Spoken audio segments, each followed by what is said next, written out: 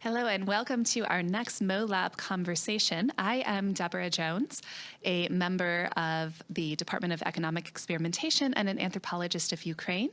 I will be speaking directly with our director today, Biao Xiang, about events in Ukraine and how this global event, this global crisis is perceived in China, which is his home country. Biao, I wanted to start off with the first question. So one of the things that's interesting for people who have a close association with Ukraine, as I do, or with the United States, where I'm from, is China's continuing abstention in Security Council meetings or non-condemnation of Vladimir Putin's actions in Ukraine. We know, of course, you're not a representative of the Chinese government. So actually, it would be nice to hear a little bit about your ongoing relationship with China and what you understand public perception of the situation in Ukraine to be there. And obviously, it's a very big country, and perception will vary. Thank you, Deborah. And I was born in China in 1972. Grew up there, then I left China in 1998 to do a PhD in the UK. And since after that, I stayed in the UK for 20 years, more than 20 years, before I moved to Germany to take up the current position in Halle, in Max Planck Institute. So I have been outside of China for more than 20 years, but thanks to communication technologies and social media, I mean, Chinese are, like many people in other parts of the world, are very active in social media, so lots of things to follow. So in this sense, I do follow the public perceptions quite well. And actually, it's quite fun to follow as well because of colorful expressions. The current war in Ukraine caught public attention in China and triggered lots of debates there. Yeah. So you ask about the Chinese government's voting in the UN.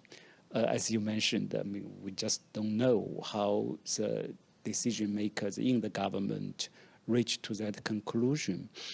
But the one thing, first of all, I think it's not too surprising for people to see China voted abstention in the first time because there's a historical connection with Russia and the suspicion about so-called the West, the US and NATO. And now my view is that actually personally I think China did the right thing to voted abstention and stick to that. My personal view is that China should stick to it now, partly because this will create a little more space for everyone to move. My personal view is that Russia should not win this war for matter of principle. But at the same time, Russia should not collapse. Unless there's some, internal revolution taking place, which doesn't look very likely. It does not look likely. Yeah. So Putin must not feel his own survival is under threat. So there must be a way out for him. So if the entire world corner Putin down, I think that will be a rather dangerous situation. I mean, just very pragmatically, I think for China not to join the rest of the world to condemn Russia and particularly Putin, I don't think it will change things very much on the ground. So now is the time really to find a way out. Yeah, that makes a lot of sense. And I saw that China has offered to help facilitate peace talks. So that's that. So that perhaps China can provide space, as you said, or an off-ramp or an additional space for dialogue. I don't know whether or not the Ukrainians will take that up. But I do think that certainly may provide some space, as you said. I think it is likely for Ukraine to take up that Actually, I think it's last week, the foreign minister of Ukraine called the Chinese foreign minister did mention that. And also, China actually has a strategic interest in Ukraine, all the energy sectors and the agriculture. Sure, and, yes, absolutely. So on that part, in a way, I think China is playing a mediating role already by the very fact that they do, refrain itself from making condemnation and imposing sanction. That is already leave certain space. I mean, what is a mediation? Mediation is you carve out a certain space for every party to settle down. Yeah. So that is So that is my view on the voting decision. Yeah.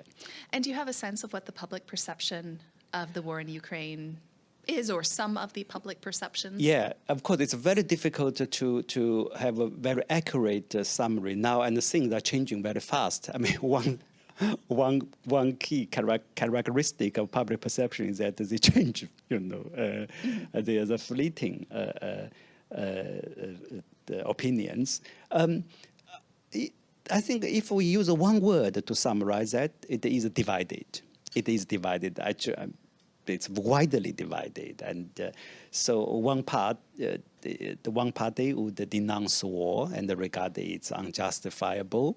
The other party shows sympathy and at least understanding for Russia's aggression, and think that is something justifiable, and even it could be good for China, even for the world. I suppose as an anthropologist of Ukraine, the latter part is a little bit difficult for me to understand. But what sources of information are people looking to for their understanding of Ukraine? Yeah, so that is quite a big change compared to when I was young. When I was young, people are hungry for information, and also people are very skeptical about official presentations of what's going on in the world. So therefore, people are very keen to look for alternative information channels in the 80s and the 1990s. But now people are very confident that they have enough information because of social media. And so then you have a paradox. On one hand, people feel they have lots of information. I mean, it's probably true. If you look at it statistically, the number of messages and images, the video clips receive is overwhelming. And the sources are extremely diverse. But on the other hand, we know the social media is managed by big data, algorithm, and then attached with commercial advertisement. So therefore, they will just send the message that you are interested in, right? So this kind of the information cocoon and the chamber effect is also very obvious. So therefore, as a result of this paradoxical situation, we see the big divide. So each party thinks they know the truth better than the other party. And so each party thinks it's their duty to persuade and convert the other party into their opinions. Yeah.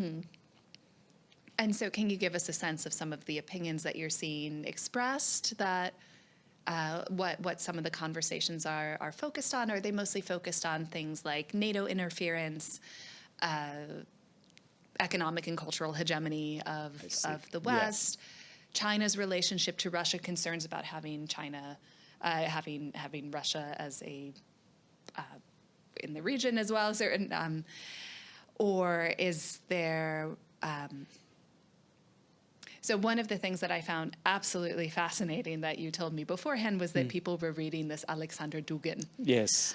Who, for the audience members, he's a Russian historian who has quite an imperial, many would say neo-fascist view of the world, and he justifies the expansion of Russia, or the recovery of the Russian Empire. Yes. And so I was interested in where people are reading, what people are reading, why would they look to some of these sources, and is it perhaps an understanding of, okay, well, so NATO is the problem, but probably not the whole problem. Yeah. Right. And so then, but if you simply look at Russian imperial, ideas of Russian imperialism, that also doesn't seem to explain the situation.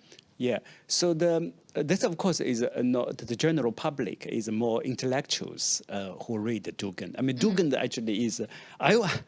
Because of the war, I also became fascinated by him, and I have been reading his writings, and it's very postmodern and lots of philosophical ideas inside. So it's not very easy to read. He has lots of mix with history and philosophy. But he, if we read his text, you feel that you understand the current war better. As you said, the current war cannot be solely explained through geopolitical calculation as a simple direct reaction to NATO expansion. I mean, certainly that element there. Yeah. So that's, but in the Dugin's case, I think it is still why the Chinese audience became aware of Dugin is primarily through Western media. It was a Foreign Affairs magazine, I think the first one, called Dugin, Putting the Brain, after 2014 invasion, and then the Financial Times also have coverage about him. So he was regarded as a ideologue who influenced, probably not Putin directly, but influenced the circle who are close to power. And the most remarkable is that lots of things that he said sound crazy, but it turned out to be quite true. Like his prediction, not a prediction in his 1997 book. He basically, advocated that UK should be pushed out from Europe. So he was kind of suggesting a Brexit strategy. Yeah. I didn't know that. I'm more familiar. He's certainly considered quite a fringe item within the world of regional studies, at least in for those of us who were educated in the West, and a very troubling scholar who suggests that Russian imperial expansion is justified and was also justified in the past. Is very, very disturbing. But I think that makes a lot of sense to me that that Chinese scholars would actually be getting this from some Western publications. Yeah. Because when I tried to discuss this with other scholars of Russia, and they're like, okay, well, Dugin is very fringe. We don't know how close he actually is to Putin, especially now. And of course, there are many different streams of Russian nationalism that we could attend to. But he in particular does seem, when people look at the current situation, they go, oh, well, this is what it sounds like. Yes. And absolutely, it's particularly sensational. And so I do think that he is someone whose work we can pay attention to for a sense of how ideas of Russian imperialism are or justifications, or sort of this idea of Russia as this natural primordial nation and all the surrounding countries as constructed, how those ideas become important in that conflict. But on the one hand, I think, you seem to end up with these extremes. Either it's all NATO, either it's all Russian imperialism, and there must be some other answers in the middle. But that is absolutely fascinating to think about how these ideas about what the conflict is about and what its origins and what exactly is in Putin's head are traveling around the world. Yeah. So I just a couple words about, I think, why Dugin is worth reading for me, because he does represent a particular type of response to the global condition, globalization. And he's anti-global philosopher. He made it, his slogan is anti-globalization. And so that is a common challenge for the entire world, how the groups who perceive themselves as marginalized respond to the global forces. Actually, he provided an answer. Unfortunately, it's a very dangerous answer. so this, I think, for the coming years, we know the world order will change dramatically, but this question remains: how this marginalized group can be accommodated into a global process. Second point that you asked, is that a NATO expansion reaction geopolitical game, or is it unprovoked Russian imperialist expansion in its own right, and what will be the in the middle? I think that's another question that the Chinese public debates about. I think many people, that is a kind of consensus, which is that the internal condition, the domestic situation in Russia, especially the socio-economic decline. Mm-hmm. The socio-economic decline seen after the collapse of Soviet actually was a direct cause of Russian nationalism, including the Dugin version of this Russian civilizational revival. Mm-hmm. And then, they look at over the past few years, the economy is doing quite badly. And the social life certainly is not a desirable situation for ordinary people to live in. So you have this internal domestic decay or disorder, which is probably the root cause of many other things. Many other things became a kind of desperate measures in order to redress the internal challenges. Yeah. Mm-hmm. So this is so that probably is one of the biggest challenges the world have to face after the war. Is there any way we can help to rebuild Russian society for the Russian people themselves? Absolutely. Internally. Yeah. And they still can have all kinds of ideologies and etc. All kinds of people will have different views. But once you have this basic infrastructure, you have good schools, you have being optimistic about your life of next year, being optimistic about your children's life, then the debates will become rational. Right? And it can be very interesting. So extreme views will find its own right place in the ideological landscape rather than will become a lethal weapon. Yeah, absolutely. Well, we certainly hope to see those sorts of changes in Russia. I lived there by myself in 2004, so quite early, 2004, 2005, so quite early in Putin's time as prime minister and president and back and forth a few times.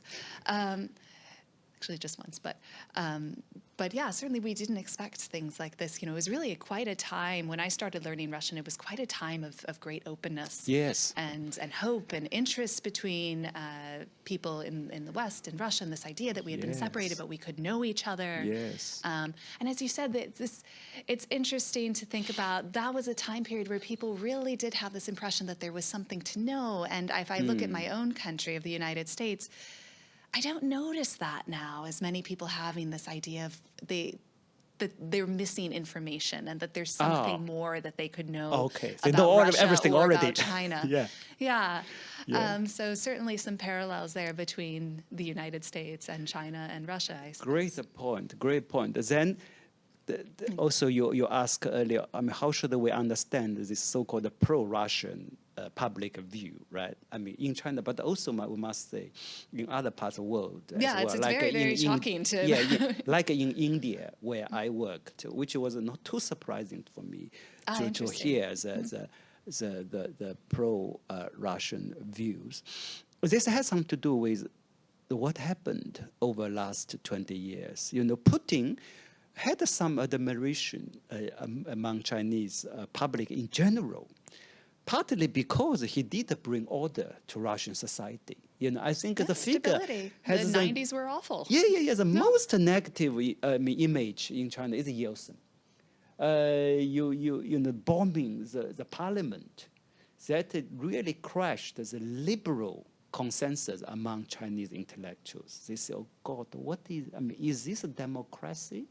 After Soviet, you have a person like that, working with oligarchy, just divide state assets like that. And once the people disagree with you and you bring tanks in front of the parliament building. That is tragic. It's true. That is tragic. Soviet became Russia in the 1990s like that. And so Putin did bring certain order and a sense of hope. And he was able to communicate with world leaders, right, in different parts. So that was so people admire he being a very tough and put Russia in order, somehow stopped the free flow collapsing of the society. And then Putin changed over years. According to John Saw, the former MI6 chief in the UK, Putin changed, according to him, mainly two events. Number one is the Iraq war. And number two is his color revolutions. And then he became much less open. He became much more suspicious about the West. Mm-hmm. And that has some parallel to how Chinese public changed their view about the world as well. For the Chinese public, the number one event that changes their view about the world, particularly the West, is 1999, the Belgrade bombing of Yugoslavia, the dismemberment of Yugoslavia. I mean, Putin mentioned that as well. You know, that was something that touched his heart. And this is also, I do find that among some, where you see people a little bit more hesitant to, in Europe, where you see people who are a little bit more hesitant to condemn that. I can think of people who are from the former Yugoslavia, especially Serbia, and that doesn't mean that they endorse what he's doing now, but they see a certain amount of a gray area. Yeah. And then in Germany as well, but Germany's relationship to Russia is another conversation as well. Yeah. So then then the why 1999 was important, and it also shows that NATO is not as NATO says. It's a defense alliance and etc. It was a very aggressive 1999, and then color revolutions. It's I think in Putin's view is really the West could manipulate so well in front of the doorsteps, and that perception was received as something quite understandable among some Chinese population. So then the whole thing become, I think, more and more confrontational between the West and the rest. Yeah. But I do think it's important here not to forget about the agency of some of the countries in which had their revolutions, these color revolutions as well. I think one of the things that can be very frustrating for people in Ukraine is when people say things like, oh, well, the Ukrainians didn't organize the Maidan revolution. This was all CIA. And and I was thinking, can you think of any, this is not to say the CIA wasn't involved or whoever, or whatever other outside. Actually, we don't know for sure. But to say, I mean, it's really quite colonial to say that people can't organize their own revolutions. That is another point. I think it's so important why we need anthropologists, right? I mean, to do field work. And it is quite natural. I mean, this is happening in China as well, in the public discussions. People naturally just look at all this as a part of a grand game. Yeah, geopolitical actors, all attention on states and nothing. Huge forces, across the Atlantic, across Eurasia. I mean, this again is Dugin's whole thesis about. It's all about the civilizations and the state power and etc. So then the small countries are by definition just a little chess, like little instrument in this grand games, and they don't have their agency, they don't have their own place in history. So if we understand global affairs in this view, then we may reach some rather brutal conclusions, right? If basically, small people, small group have to be sacrificed in order to balance greater powers. I am afraid that is actually going on. People, life in Ukraine are being sacrificed. Yes, absolutely. Right? And I can say it's very, very painful to see my interlocutors repeatedly ask for a NATO-enforced no-fly zone, and to know that that's not going to happen, because the idea of nuclear war is absolutely terrifying to everyone. So to Well, I do think that's we're seeing Ukraine sacrificed, and we have lots of NATO troops lined up with the front row seat to That's what's yes. So happening. therefore, It's very, very yeah. painful. So go back to our earlier discussion about the domestic situation in Russia. The question is, how can we build a global order where small societies, small countries can have a say in determining their own life, and then we make the grand games less grand games. I don't know how we are going to can achieve that, but the insights from the ground and a certain empathy with the people, but not in abstract, just abstract sense of human rights or individual liberty, because the people's sense of dignity, sense of feeling actually are always contextualized in a particular place and a particular time, right? I mean, partly I must say the mistake that the West made this time is also underestimated the feeling of being victim among some Russian elites associated with Putin. If you read Putin's essay about Ukraine, I mean, we say, he's so patronizing and lecturing the Ukrainian people, but we also have to see the reason he says that is because he also have pain in his heart, and he regards himself as a victim, for probably quite the wrong reasons. But this feeling will lead to certain actions. We can disagree with the feelings, but we have to address that as well. So Russia, one of the biggest challenges is that it is going to becoming from a great power to rather relatively a small society, and how that can be managed for both the Russian people and for the world is a big question. But if we can create a world that is more equal, then this kind of downscaling or downsizing will be less an issue, right? Well, we will certainly have to see how things play out. There's a lot of questions open here. Thank you so much. It was absolutely fascinating for me to get a perspective from another part of the world on a situation so dear to my heart. Thank you very much. Thank you.